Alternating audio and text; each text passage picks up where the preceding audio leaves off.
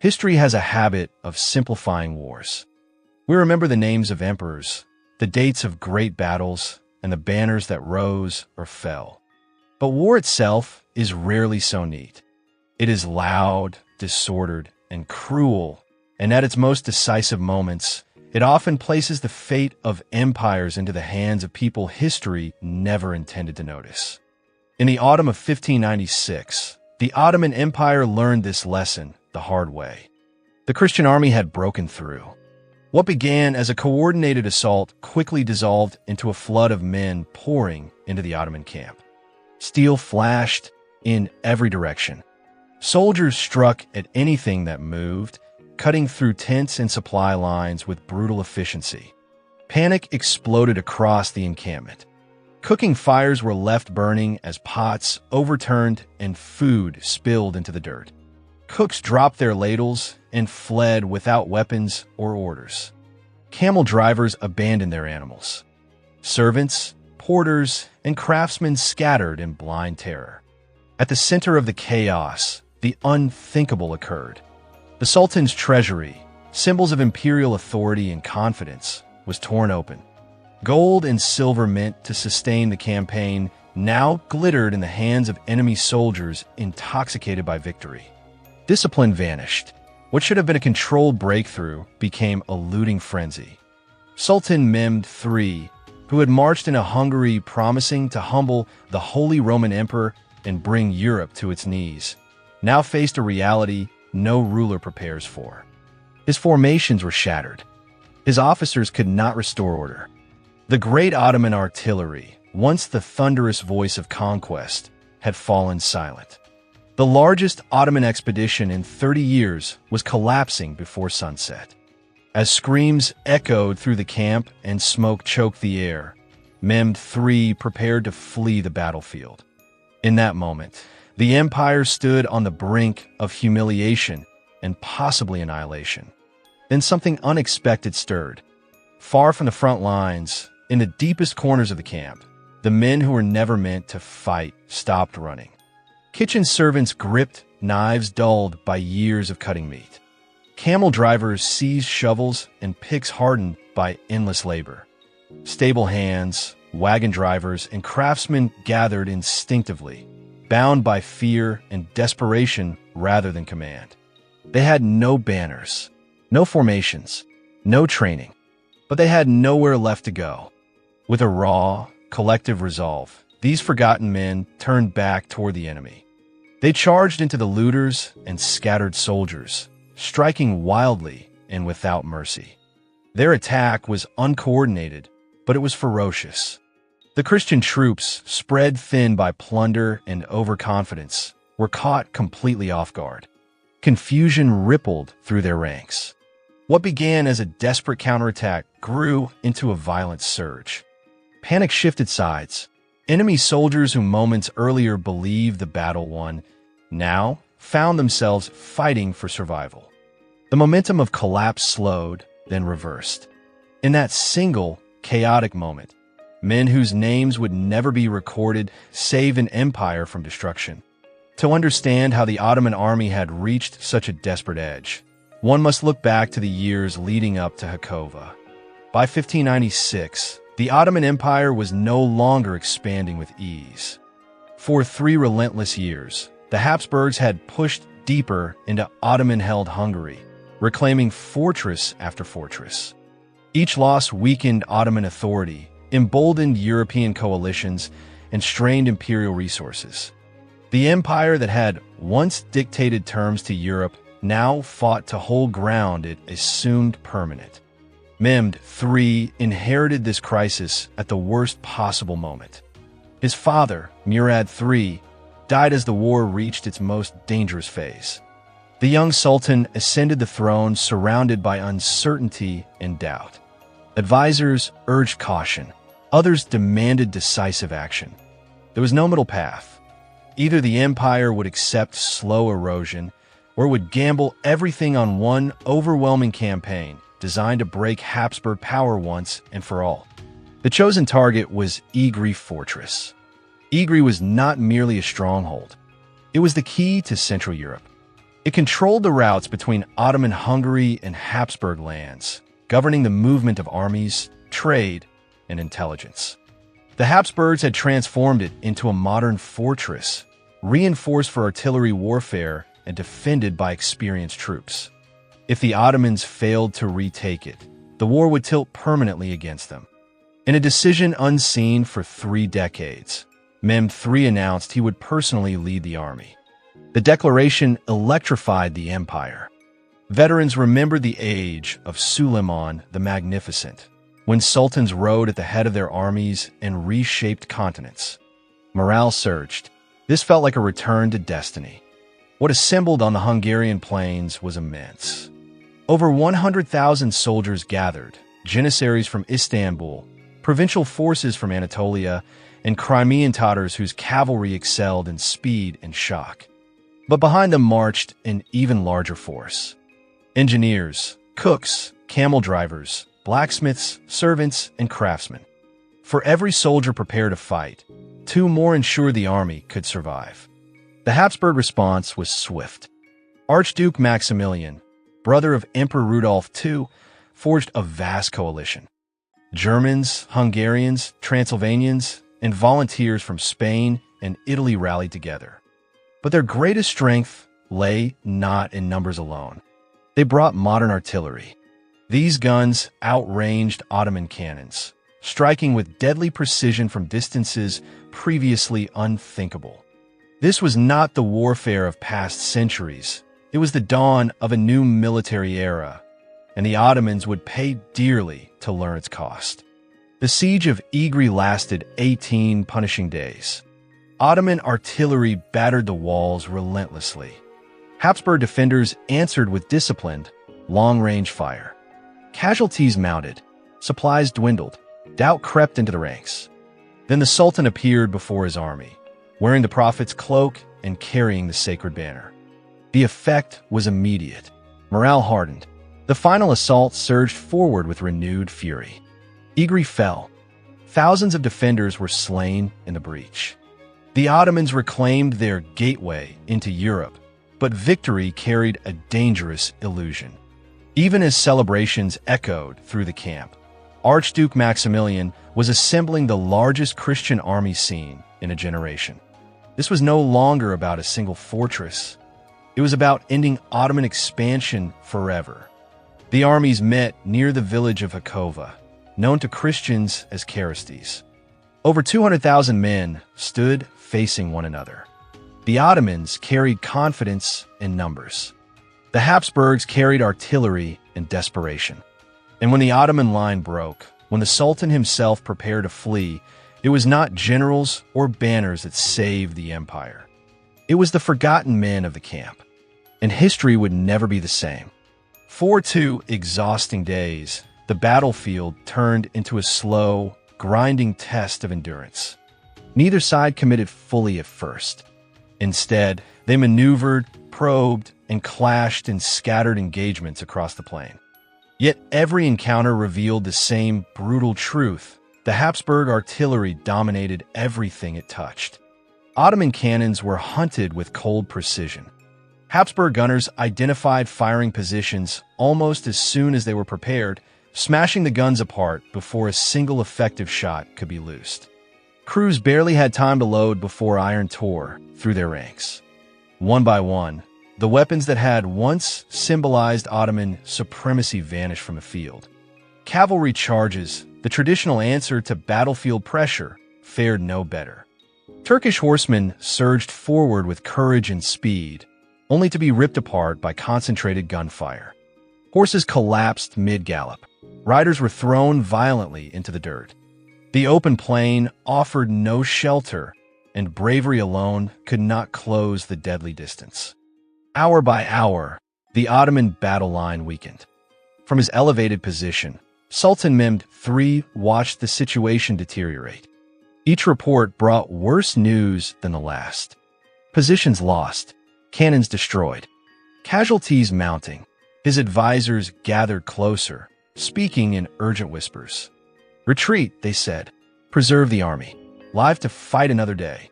Behind the lines, the fear was already spreading. Camp followers, cooks, drivers, laborers felt the change in the air. This no longer felt like a hard-fought battle. It felt like the edge of disaster.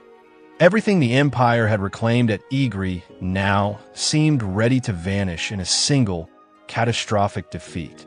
Then came October 26, 1596. At first light, the Habsburg army committed fully to the attack. This was not a probing assault. It was a decisive blow, launched with absolute confidence. What followed would decide whether the Ottoman Empire would continue as a dominant force, or begin a long, irreversible decline. The morning dawned cold and gray. A thin mist clung to the Haçova plain as two immense armies faced one another in silence. Flags snapped sharply in the wind. Armor gleamed faintly beneath low clouds. The Ottomans formed their traditional battle array, janissaries anchoring the center, provincial troops stretching along the wings, the Sultan's vast tent rising behind them like a symbol of imperial permanence. Across the field, Archduke Maximilian studied the formation carefully. He had spent years examining Ottoman victories, learning how they fought, how they advanced, how they broke their enemies. He respected their strength, but he also understood their greatest vulnerability. The Habsburg guns roared. The sound was unlike anything the Ottomans had known. Not the deep, rolling thunder of older cannons, but a sharp, cracking explosion that seemed to tear the sky apart. These were long-range guns, new, precise, and merciless. Their reach extended far beyond the Ottoman artillery's ability to respond. Ottoman cannons fired back blindly. Their shots fell harmlessly short, kicking up dirt far from their targets. Meanwhile, Habsburg gunners adjusted calmly, firing again and again. One Ottoman gun after another was destroyed. Crews were killed where they stood, refusing to abandon weapons that had once shattered empires. From his command post, Mehmed III watched centuries of battlefield dominance dissolve before his eyes. For generations, Ottoman artillery had inspired fear across Europe. These were the guns that breached Constantinople, that crushed Hungarian armies, that forced kings into uneasy alliances. Now, they were being dismantled at leisure, unable even to strike back. The psychological shock cut deep. Ottoman soldiers had grown up believing their artillery was invincible. Seeing it destroyed without resistance shattered their confidence. And then the fire shifted. Habsburg gunners turned their weapons on the Ottoman ranks themselves. Solid shot plowed through formations. Canister fire shredded entire units in seconds. Provincial troops suffered terribly, but even the janissaries, elite, disciplined, unshakable, began to strain under the relentless bombardment. Courage could not stop iron. Ottoman commanders reacted swiftly. Orders rang out for cavalry to silence the guns. Once again, riders surged forward, but this time they met prepared defenses. Habsburg infantry formed protective squares around their artillery. Musket volleys erupted at point-blank range. Horses fell. Men screamed. No charge reached its target. The wings began to give way. Anatolian and Rumelian troops, veterans hardened by years of warfare, pulled back from positions that had become slaughter grounds. At first, their withdrawal was controlled and deliberate. They searched for terrain where they could fight on equal terms. But withdrawal spreads faster than panic. As one unit stepped back, it exposed the flank of another. That unit was forced to retreat as well. The Ottoman line bent under pressure, then warped, then fractured completely. Coordination vanished. Signals were lost in smoke and noise. By midday, Mehmed III faced the unthinkable. The largest Ottoman army assembled in a generation was unraveling under artillery fire alone. His advisors urged immediate retreat while escape remained possible.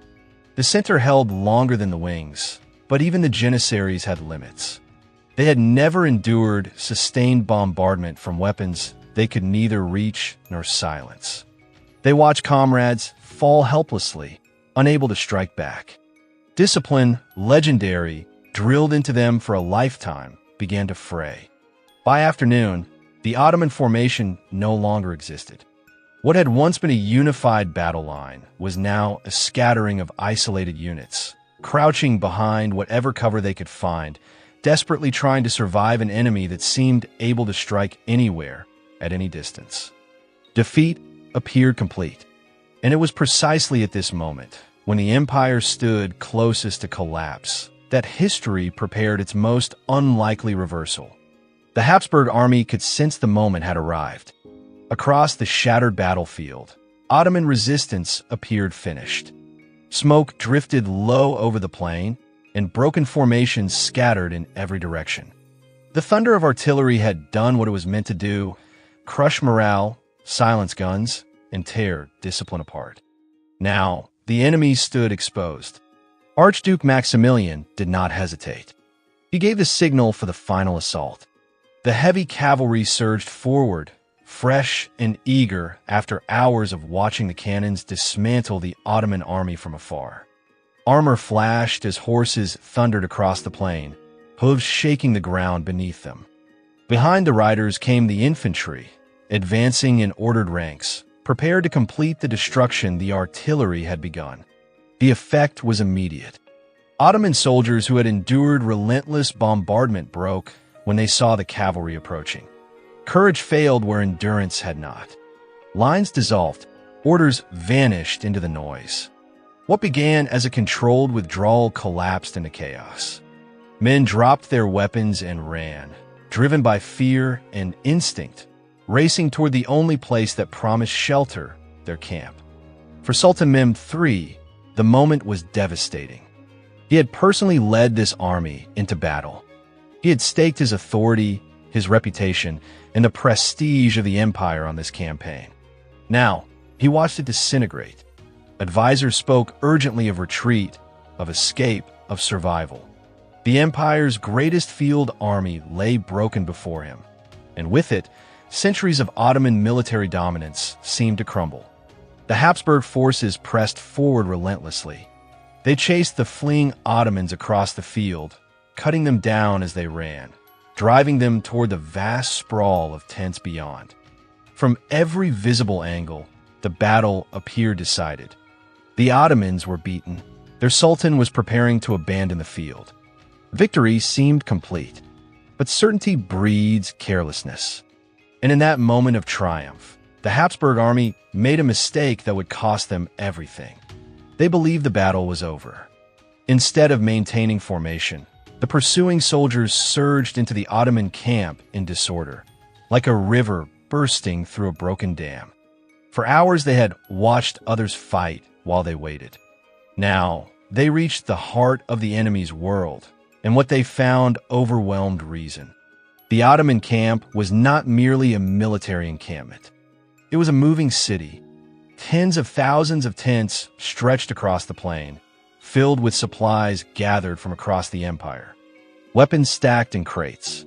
Food stores meant to feed an army of more than 100,000 men. Horses, wagons, silks, carpets, gold, silver, and at the center of it all, the Sultan's treasury. It was the richest prize any European army had seen in generations. The moment the first chest was broken open, discipline vanished. Soldiers who had marched flawlessly under fire abandoned formation to seize what they could carry. Officers shouted orders, but their voices were swallowed by greed and disbelief. Even commanders were distracted, drawn toward the glittering wealth scattered everywhere. The army that had fought with precision moments earlier dissolved into looters. Weapons were lowered, guards were abandoned, and while the Habsburg soldiers plundered, they stopped fighting. Watching in terror were the people no one ever expected to matter. Cooks, camel drivers, servants, craftsmen, stable hands, laborers. These men were not warriors. Their purpose was to keep the army alive, to cook meals, repair wagons, tend animals, and move supplies. Many had never held a weapon. Now they were trapped inside a camp being torn apart by victorious enemies. The Ottoman army had fled. The Sultan was preparing to leave. No cavalry would return. No orders would save them. They understood the truth instantly. If they did nothing, they would die. So they did the unthinkable. Near the Sultan's kitchens, a handful of cooks seized the tools of their trade: meat cleavers, iron spits, heavy knives. Camel drivers grabbed shovels hardened by years of labor. Servants ripped tent stakes from the ground, wrapped rope around their hands, and armed themselves with whatever could wound. There was no plan, no formation, only desperation. They attacked. The first blows landed without warning. Habsburg soldiers, bent over chests of gold, never saw it coming. Cleavers struck backs. Shovels smashed helmets. Tent stakes pierced armor seams. Men who had survived artillery barges collapsed under the weapons of men they never considered dangerous. Shock spread instantly. Celebration turned to confusion, then terror. The looters were scattered throughout the camp, isolated by greed rather than formation. Screams erupted from every direction. No one could tell how many attackers there were or where they would strike next. The camp followers moved with terrifying advantage. They knew every path, every tent line, every narrow passage. They struck, vanished, and struck again. Panic raced faster than any command. Soldiers shouted warnings that echoed through the camp. The Turks are attacking. Fear spread outward, carried by sound and rumor. Beyond the camp, fleeing Ottoman soldiers heard the cries. They slowed. They turned. If the camp was still fighting, if Ottoman voices still shouted defiance, then the battle might not be over. Inside the camp, the Sultan heard the noise. He stepped from his tent and saw something he could not believe. His banner still flew. Chaos surrounded it, but the cries were not of defeat. They were cries of resistance, of victory. The effect was electric. On the plain, scattered Ottoman soldiers stopped running. A few turned back, then dozens, then hundreds. Men who had thrown away their weapons picked them up again. Units that had dissolved began to reform around surviving officers. Momentum shifted with terrifying speed. What followed defied every expectation of war. In less than 2 hours, tens of thousands of Habsburg soldiers were killed in the chaos of their own victory. The army that had stood on the edge of triumph was annihilated by an enemy it believed already defeated. And at the center of it all were men history never planned to remember. Cooks, camel drivers, servants. They accomplished what generals could not. They turned absolute defeat into overwhelming victory. The lesson was brutal and unmistakable. A battle is never over until one side truly stops fighting. Survival does not always depend on strength, training, or command, but on ordinary people willing to act when everything seems lost. On that day, the Ottoman Empire learned a truth written in blood and chaos. Victory does not always come from the front lines.